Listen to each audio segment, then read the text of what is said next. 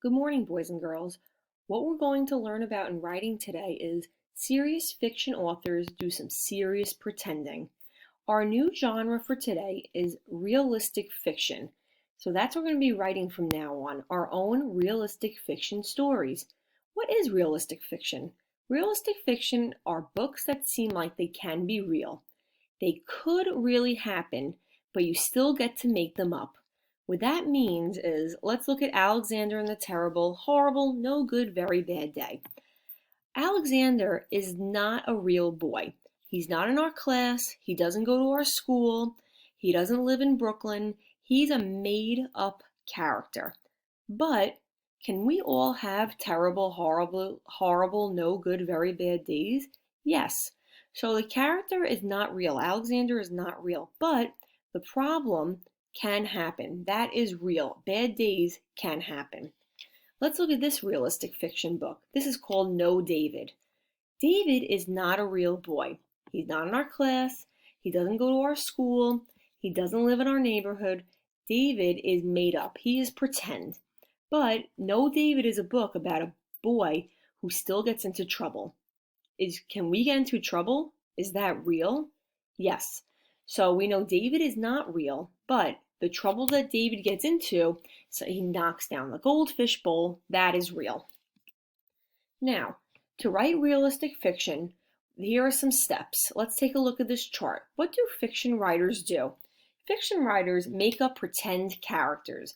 So just like Alexander and David, those are pretend characters. We can give the character a name. We don't want to just say the boy, the girl. We want to give the boy a name. We want to give the girl a name. Now, our characters have to go on imaginary adventures. They can go to the park. They can play with the cat. They can ride a bike.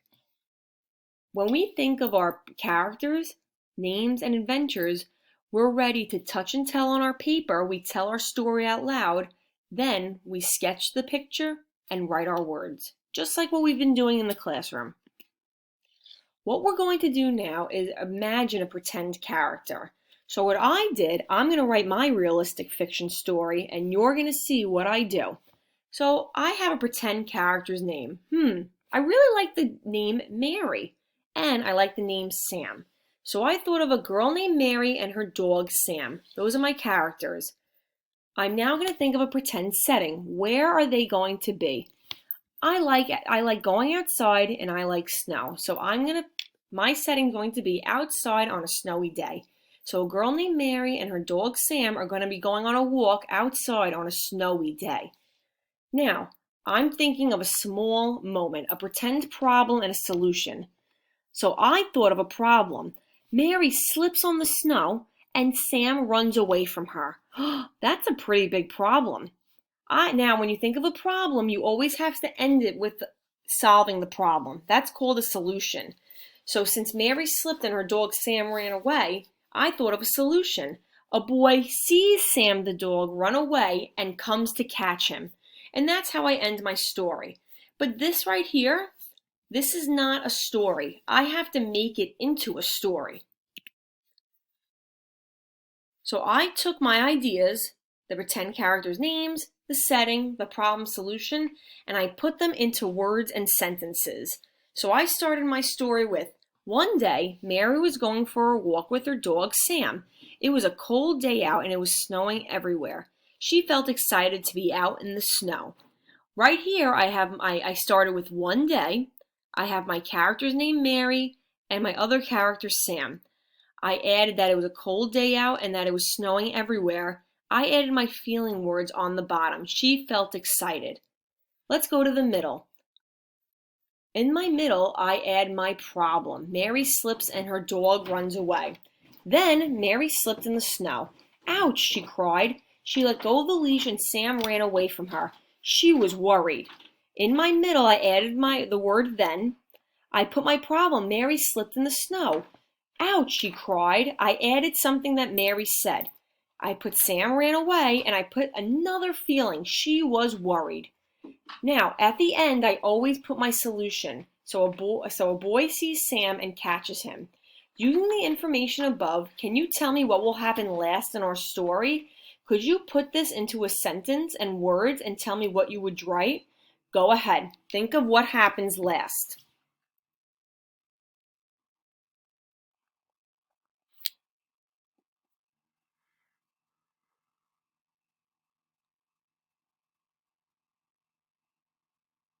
Okay, let's see what happens last.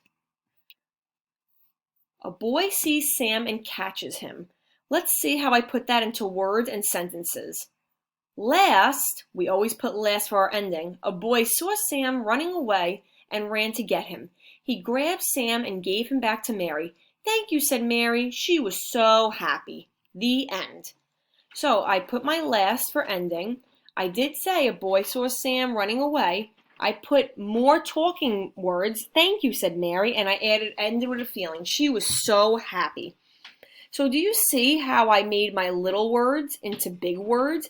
This up here is not a story. Down here, I added my words and sentences. This is a story. I also added my pictures to match. Here's Mary going for a walk with her dog Sam. Here's Sam running away. Here is a boy catching Sam. Now, let's see how we can put this into a story. Here we go. Here my picture goes on top. And then I have beginning, middle, and end. I'm going to read my whole story to you. One day, Mary was going for a walk with her dog, Sam. It was a cold day out and it was snowing everywhere. She felt excited to be out in the snow. Then, Mary slipped in the snow. Ouch, she cried. She let go of the leash and Sam ran away from her. She was worried. Last, a boy saw Sam running away and ran to get him. He grabbed Sam and gave him back to Mary. Thank you, said Mary. She was so happy. The end. So over here I have my beginning, I have my middle, I have my end. First, I touched the paper and I told my story. I sketched it and I wrote it all out right here. Now it's your turn. You're going to write your own realistic fiction story. Now, please do not copy mine. You just want to use it to help you. That means when you hand in your realistic fiction stories, we don't want to see characters named Mary and Sam and Mary slipping in the snow and someone catching the dog and giving it back. You are smart and creative. We want you to think of a different problem for your characters in your story. Now let's think, how am I going to write my realistic fiction story? Number one, you're going to think of a pretend character, one character, two characters, it's up to you. Then think of a pretend setting. Where are your characters going to be? Are they going to be outside? Are they going to be inside? At a park? At a beach? Number three, after that, you're going to think of a pretend problem and solution. A problem means something is wrong, and a solution means how am I going to fix it? Number four, write your story. Here is how you can set up your story in your notebook. We know this layout. This is from when we are in class. We have our big square on top for our picture. Then you have the lines in your notebook. To help you, we want beginning, middle, and end. One day. We always start the beginning with one day. And you're going to tell me your characters and your setting. What are they doing? Middle. Then you're going to tell me, oh, something's wrong. The problem goes here. Last is the end. How did I solve that problem? If you need more help thinking of a realistic fiction story, we can just go back in the video and refer to our chart. We make up pretend characters, we give the character names, we imagine some adventures the character can go on. If we're still having trouble, you can keep looking at the story right here. We have a beginning, middle, end, beginning, middle, end. Okay, go ahead.